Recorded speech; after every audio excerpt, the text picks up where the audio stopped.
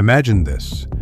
You're alone in a concrete bunker, and the screen in front of you tells you that 5 nuclear missiles are heading toward your country. You have minutes, maybe seconds, to decide. Call your superiors, start World War III, or do nothing. On September 26, 1983, one man made that exact choice. And in doing so, he may have saved you, your family, everyone you know. To understand what happened that night, you need to understand the world back then.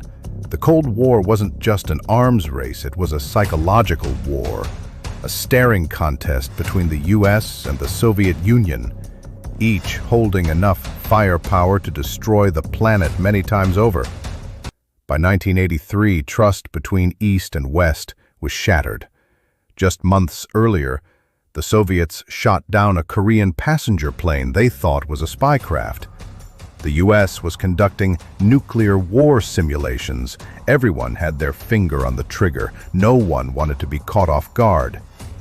And into this tension stepped a man named Stanislav Petrov. He wasn't a politician or a general. He was a 44-year-old lieutenant colonel in the Soviet Air Defense Forces. His job was simple, in theory. Watch for American launches. If the system showed a missile, report it. If it showed many, well, that was the apocalypse. Petrov wasn't even supposed to be on duty that night. He had swapped shifts with a colleague. Call it chance, fate, or bad luck, but it put him in the hot seat when the unthinkable happened. The Oko satellite system lit up. A single missile launch from a US base in Montana, then another, then 3, 4, 5. This wasn't a drill. The screen said, high confidence. The computer confirmed these were real ICBMs on the way to the USSR. Protocol was clear. Report it immediately. Within minutes, hundreds of Soviet missiles could be in the air, heading toward America. But something didn't add up for Petrov.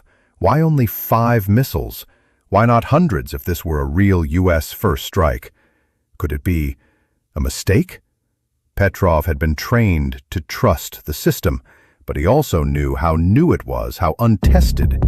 He thought back to his training. The system relied on satellites detecting sunlight reflected off missile plumes. What if it was a glitch? He had no way of knowing for sure, no way to check, just a gut feeling that something didn't make sense. He told his superiors it was a false alarm, that no launch had occurred, and then he waited. 5 minutes, 10. The world didn't end. When it became clear he'd been right, there was no celebration, no medal. In fact, Petrov was scolded for not filling out the logbook correctly. Petrov's wife died soon after the incident. He left the military, struggled with PTSD, and faded into obscurity. For over a decade, no one even knew what he had done. The world was unaware how close it came. Only in the early 2000s did Petrov's story begin to emerge. A retired Soviet general revealed the incident to a German filmmaker. Slowly, the world began to realize what had almost happened and who had stopped it. He received international awards, traveled briefly, gave interviews, but he never saw himself as a hero. "Anyone else in my place would have done the same," he said. "Maybe, but we'll never know." Today our weapons are faster, our threats more automated. The same choice Petrov made might one day fall to a machine, or another human under pressure in a dark room with minutes to decide. Pause.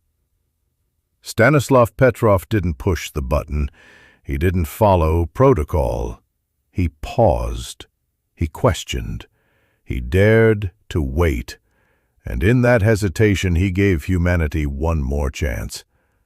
Most people will never know his name, but maybe they should. Would you have done the same? Tell us in the comments. And if this story moved you, share it, because some heroes don't wear medals. They just hesitate.